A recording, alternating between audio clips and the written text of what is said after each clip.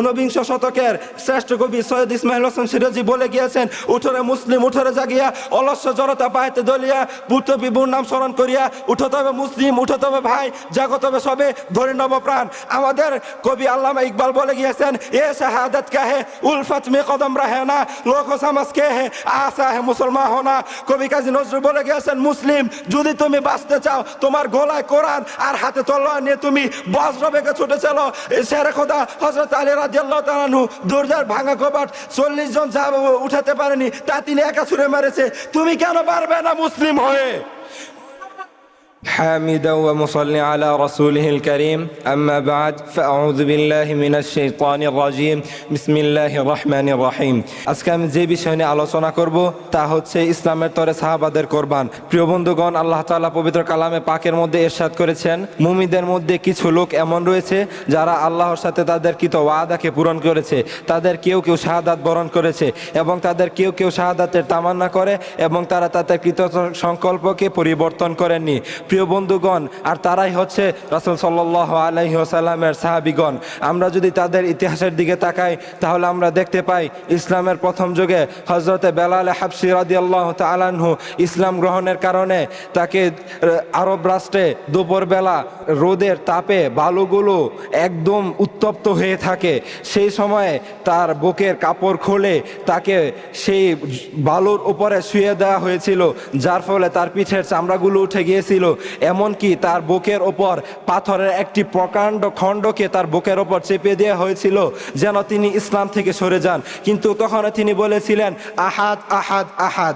এমনকি আমরা আরেকজন সাহাবীকে দেখতে পারি, হযরত সুমাইয়া রাদিয়াল্লাহু তাআলা আনহাকে, ওনাকে ইসলাম আনার দায়ে বর্ষা দিয়ে আঘাত করে করে নৃশংসভাবে শহীদ করা হয়েছে।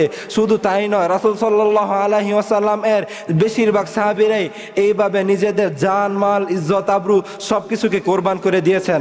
আমাদের ইসলামের প্রথম খলিফা হযরত সিদ্দিক আকবর আবু বকর রাদিয়াল্লাহু তাআলা আনহু, ইসলামের আগে থেকে তিনি একজন সম্মানী ব্যক্তি ছিলেন, একজন বিজনেসম্যান ছিলেন।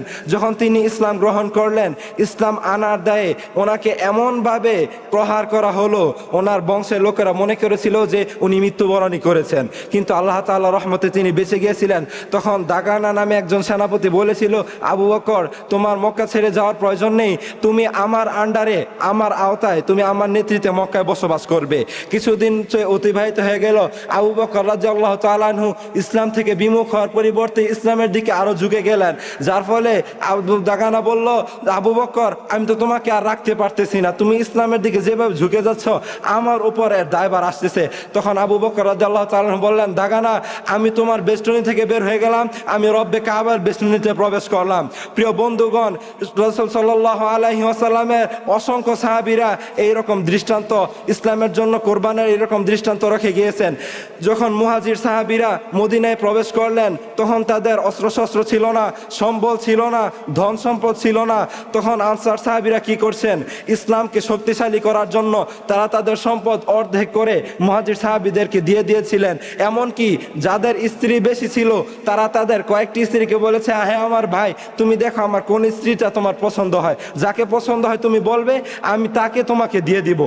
এমনকি তারা এক যুদ্ধে রাসূল সাল্লাল্লাহু আলাইহি ওয়াসাল্লাম বললেন, তোমাদের কার কি আছে তোমরা নিয়ে হাজির হও। তখন হযরতে ওমর রাদিয়াল্লাহু তাআলা আনহু নিজের সম্পত্তির অর্ধেক নিয়ে তখন হাজির হলেন, আর আবু বকর সিদ্দিক রাদিয়াল্লাহু তাআলা আনহু নিজের যত সম্পত্তি ছিল সব নিয়ে হাজির হয়েছিলেন। এটি ছিল তাদের ত্যাগের পরিচয়। এই ত্যাগের দ্বারা আমরা কি পেয়েছি, কিসরার, কাইসার, পারস্য, রোম সবকিছু তাদের প্রধানত হয়ে গিয়েছিল। আর এই মুসলমানদের তো ইতিহাস তো এটা ছিল না, জায়গায় জায়গায় মার খাওয়া, জায়গায় জায়গায় লাঞ্ছিত হওয়া, অপমানিত হওয়া, এটি মুসলমানদের ইতিহাস ছিল না। মুসলমানদের ইতিহাস ছিল আল্লাহু আকবার বলে ঝাঁপিয়ে পড়া, যা আছে তা নিয়ে ঝাঁপিয়ে পড়া। আর এই বিজয় দেওয়ার মালিক তো আল্লাহ তাআলা। আজকে মুসলমানরা দুর্বল নয়, মুসলমানরা মূলত ইমানের দিক দিয়ে দুর্বল। আজকে আমেরিকার গ্লোবাল ইনস্টিটিউট অফ সামরিক ইনস্টিটিউট থেকে বলা হয়েছে যে বর্তমানে তুরস্ক পৃথিবীতে 7তম স্থানে আছে সামরিক দিক থেকে, পাকিস্তান আছে 12তম, ইরান 16তম, মিশর 24তম, সৌদি 25তম, বাংলাদেশ 35তম সহ আরো অনেক মুসলিম রাষ্ট্রগুলা এরকম শক্তিশালী হয়েছে, কিন্তু আজকে আমরা কেন মুসলমানদের পাশে দাঁড়াতে পারতেছি না? অনেকে বলে খ্রিস্টানরা তো মুসলমানদের চাইতে সংখ্যায় বেশি, তাই আমরা পারতেছি না। আরে বেটা, হিন্দুরা তো আমাদের পাশে, তাদের সংখ্যা হলো 100 কোটি, আমাদের সংখ্যা 200 কোটি, কেন আমরা হিন্দুদের সাথে পারতেছি না? ইহুদিরা তো সংখ্যা আমাদের চাইতে 100 গুণ কম, কিন্তু আমরা কেন তাদের সাথে পেরে উঠতেছি না? কারণ আমাদের ঈমান এত দুর্বল হয়ে গেছেন। আমাদের ঈমান সম্পর্কে রাসূল সাল্লাল্লাহু আলাইহি সাল্লাম বলেছেন, এমন একটি সময় আসবে যখন তোমরা কাফেরদের কাছে পানিতে ভাসা খড়কুটার মতো হয়ে যাবে, তখন তোমাদের অন্তর আল্লাহ তাআলা ওহান ঢেলে দিবেন। সাহাবীরা বললেন, ইয়া রাসূলুল্লাহ, ওহান কি? তখন রাসূলুল্লাহ সাল্লাল্লাহু আলাইহি সাল্লাম বললেন, ওহান হচ্ছে মৃত্যুর ভয়, আর ওহান হচ্ছে দুনিয়ার লোভ লালসা। আজকে আমাদের নেতারা দুনিয়া নিয়ে এইরকম ভাবে ব্যস্ত হয়ে যাচ্ছে, শুধু তাই নয়, পৃথিবীর বিভিন্ন দিকে মুসলমান নির্যাতিত হচ্ছে।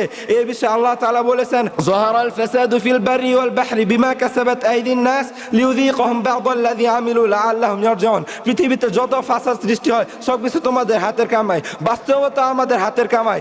আজকে আমাদের পাশে আরাকানে, উইগুরে, ফিলিস্তিনে, কাশ্মীরে, বসনিয়ায়, চেচনিয়ায় সব জায়গাতে মুসলমানরা মার খাচ্ছে। আমরা শুধু বসে বসে দেখতেছি, আমরা কিছু করতেছি না।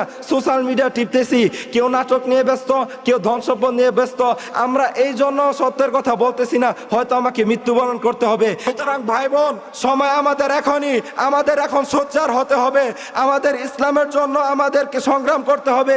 সাহাবীরা যেভাবে সংগ্রাম করে গিয়েছেন, কোরবান করে গিয়েছেন, এই যে শাহজালাল রহমতুল্লাহি আলাইহি ঈমান শক্তি হওয়ার কারণে, ঈমান মজবুত হওয়ার কারণে, ইসলামের জন্য কোরবান করার হিম্মত থাকার কারণে জায়নামাজে করে সুরমা নদী পার হয়ে গিয়েছে। আজকে আমরা জাহাজে করেও হরমুজ প্রণালীতে কাছে যেতে পারি না। এই যে আমেরিকা, তাদের কিচ্ছু ছিল না 1947 পর্যন্ত। 1900 দিক থেকে ওরা কিছুটা শক্তিশালী হয়েছে। আমরা দেখতে পাই বর্তমানে ওদের 51টি অঙ্গরাজ্য হয়েছে আমাদের গাদ্দারির কারণে। আমাদের নেতারা শক্তিশালী ছিল, উসমানীয় খেলাফত ধ্বংস করেছে, জায়গায় জায়গায় খেলাফত ধ্বংস করেছে, মুসলমানদের কর্তৃত্বকে নিজেরা তারা ধ্বংস করেছে। তাই আজকে অবস্থা হয়েছে। 19 শতকের শ্রেষ্ঠ কবি সৈয়দ ইসমাইল হোসেন সিরাজি বলে গিয়েছেন, উঠরে মুসলিম উঠরে জাগিয়া, অলস্য জড়তা পাইতে দলিয়া, পুত্র বিভুর নাম স্মরণ করিয়া, উঠতে হবে মুসলিম, উঠতে হবে ভাই, জাগত হবে সবে, ধরে নব প্রাণ। আমাদের কবি আল্লামা ইকবাল বলে গিয়েছেন, এ শাহাদাত কা হে উলফত মে কদম রাহে না, লোক সমাজ কে হে আশা হে মুসলমান হোনা। কবি কাজী নজরুল বলে গিয়েছেন, মুসলিম যদি তুমি বাঁচতে চাও, তোমার গলায় কোরআন আর হাতে তলোয়ার নিয়ে তুমি বজ্র বেগে ছুটে চলো। শেরে খোদা হযরত আলী রাদিয়াল্লাহু তাআলা আনহু দরজার ভাঙা কবাট 40 জন সাহাবা উঠাতে পারেনি, তা তিনি একা ছুঁড়ে মেরেছে। তুমি কেন পারবে না মুসলিম হয়ে? তোমাকে অবশ্যই পারতে হবে। তুমি পারবে যদি তুমি তোমার ঈমানকে শক্তিশালী করো, ইসলাম কোরবান করো, ইসলামের জন্য নিজেকে কোরবান করো যদি তোমার হিম্মত থেকে থাকে। আল্লাহ তাআলা ইনশাআল্লাহ আমরা সবাই কি আল্লাহ তাআলার ইসলাম রক্ষার জন্য জান্নাতের আশায় কি আমরা আমাদের কোরবান করতে প্রস্তুত? কারা প্রস্তুত? হাত উঠান। আল্লাহ তাআলাকে সাক্ষী রেখে বলেন যে আল্লাহ, আমাদের জিহাদে আমাদের শহীদ হওয়ার হিম্মত আছে। আল্লাহ, তুমি আমাদের সকলকে শহীদ হবার তৌফিক দান করো, তোমার দ্বীনের রাস্তার সৈনিক হিসেবে কবুল করো। আমাদেরকে খুবাইব বিন খাব্বাবের মতো জিহাদে অংশ নেবার তৌফিক দান করো, শেরে খোদা হযরত আলীর মতো হবার তৌফিক দান করো। এ বলে আমি আমার সংক্ষিপ্ত বক্তব্য শেষ করতেছি। নাসরুম মিনাল্লাহি ওয়া ফাতহুন করিব ওয়া বাশশিরিল মুমিনিন।